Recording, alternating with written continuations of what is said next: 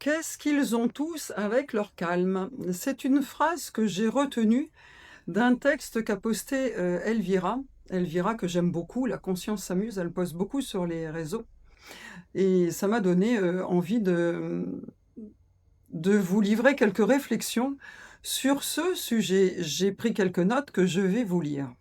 Ça m'a beaucoup amusée justement, parce qu'en effet dans le domaine de la spiritualité, si on peut dire ça comme ça, on retrouve souvent le mot calme, méditation, tranquillité, silence.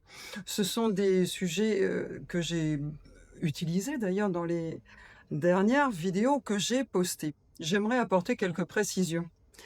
Si je parle de ces sujets, c'est pour indiquer le retour à notre, vraie nature, ce que nous sommes en essence. Nous sommes la conscience et la conscience est neutre. Il n'y a aucun mouvement. Aucune activité, aucun objet, c'est calme. On pourrait dire que depuis la conscience, il ne se passe rien. Cela n'empêche pas que dans la manifestation, tout est possible. On peut jouer le rôle que l'on veut. On peut être très actif, entreprendre, réaliser des projets, créer, je ne sais quoi encore, ou ne rien faire. Du point de vue de la conscience, ça ne change absolument rien.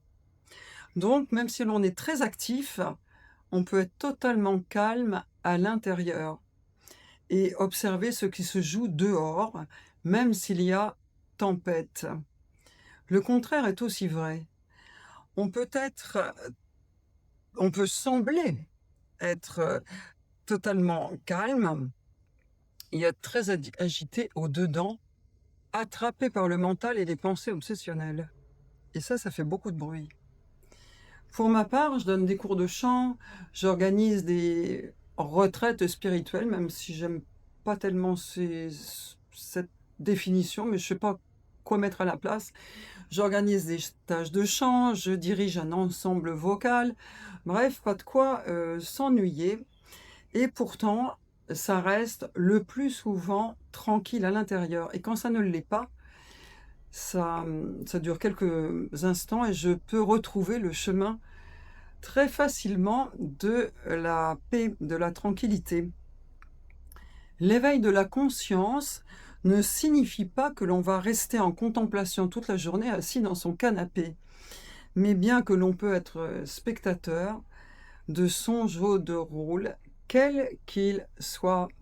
À bientôt!